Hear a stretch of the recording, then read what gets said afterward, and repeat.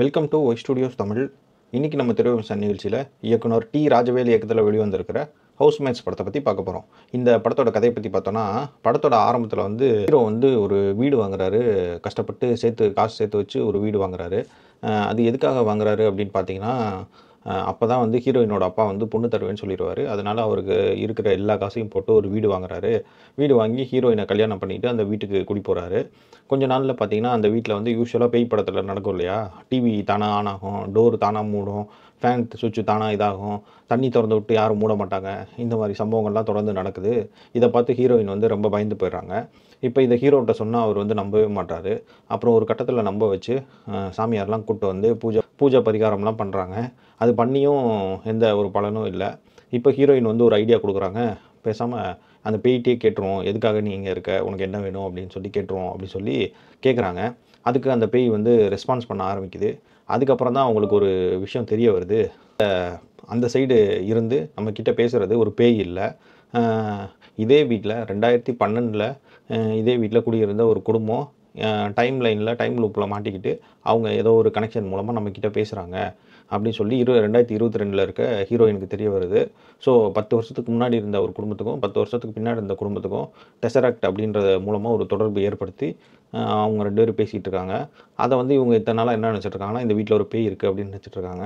இதே மாதிரியே அந்த குடும்பமும் இந்த வீட்டில் ஒரு பேய் இருக்குது அப்படின்னு நினச்சி வாழ்ந்துட்டு இருக்காங்க. இப்போ இவங்க 2 பேரும் பேய் இல்லை, அது ஒரு குடும்பம் தான். நம்ம இந்த டைம் லூப்பில் மாட்டிக்கிட்டு ஏதோ ஒரு எனர்ஜி மூலமாக நம்ம அவங்கக்கிட்ட கான்டாக்ட் பண்ணிகிட்ருக்கோம் அப்படின்னு தெரிஞ்சதுக்கப்புறம் ஒருத்தர் இதை விட்டு வெளியே வர்றதுக்கு முடிவு பண்ணி பல விஷயங்கள் முயற்சி எடுக்கிறாங்க.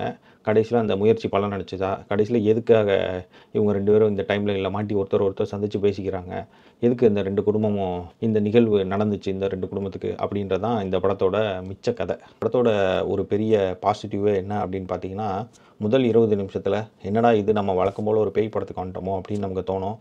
ஆனால் போக 20 நிமிஷத்துக்கு அப்புறம் பார்த்தீங்கன்னா, இது கம்ப்ளீட்டாக வேறு ஒரு ஜானராக மாறிடும். அந்த ஒரு டர்ன் ட்விஸ்ட் ரொம்ப நல்லா இருந்துச்சு. என்னடா நார்மலான பேய் படத்துக்கு மாட்டிக்கிட்டோமோ அப்படின்னு நம்ம நினச்சிட்டு இருக்கப்ப திடீர்னு ஒரு ட்விஸ்ட்டு பண்ணி டைம் லைனு, டெசரக்ட்டு, 4th டைமென்ஷனு அப்படின்னு இன்டர்ஸ்டெல்லாரில் செகண்ட் ஹாஃப்க்கு மேலே வரும்ல, அந்த கதையெல்லாம் சொல்ல ஆரம்பிச்சிட்டாங்க. அதை நமக்கு புரிகிற மாதிரி கொஞ்சம் எளிமையாக சொல்லியிருந்தாங்க. அது இந்த படத்தில் கொஞ்சம் ரசிக்கும்படியாக இருந்துச்சு. ஆனால் இந்த படத்தோட பெரிய பிரச்சனையாக என்னன்னு பார்த்தீங்கன்னா, அடுத்தடுத்து வர சீன்கள்லாம் ரொம்பவே ப்ரெடிக்டபுளாக ஆகிப்போச்சு. முக்கியமாக கிளைமேக்ஸு இதெல்லாம் ரொம்ப ப்ரெடிக்டபுளாக சென்டிமெண்ட்டாகவும் ஆனனால இதை ஒரு சைஃபை த்ரில்லர் படமா, இல்லை இது ஒரு பேய் படமா, இல்லை இது ஒரு சென்டிமெண்ட் படமா அப்படின்னு தெரியாமல் நம்ம பார்க்குற மாதிரி ஆகிப்போச்சு. இருந்தாலும் கூட அவங்க என்ன சொல்லணும்னு ஆசைப்பட்டாங்களோ அதை கரெக்டாக சொல்லிட்டாங்க. இந்த வாரம் வந்த படத்துலேயே கண்டிப்பாக இந்த படம் நீங்கள் பார்க்க வேண்டிய படமாக இருக்கும். படத்தில் நடிச்சிருந்த அந்த தர்ஷன், ஹீரோயினு, அதுக்கப்புறம் காளி வெங்கட், வினோதினி அவங்க எல்லாமே சிறப்பாக நடிச்சிருந்தாங்க. எந்த ஒரு பிரச்சனையும் இல்லை. கொஞ்சம் ஸ்க்ரீன் ப்ளே விறுவிறுன்னு கொண்டு போயிருந்தால் இன்னும் கொஞ்சம் படம் இன்ட்ரெஸ்டிங்காகவே இருந்திருக்கும். இப்போ ஒன்றும் கெட்டு போல. இப்போ இந்த வாரம் வந்திருக்க படங்களுக்கு இந்த படம் எவ்வளவோ மேலு. கண்டிப்பாக போய் பாருங்கள்.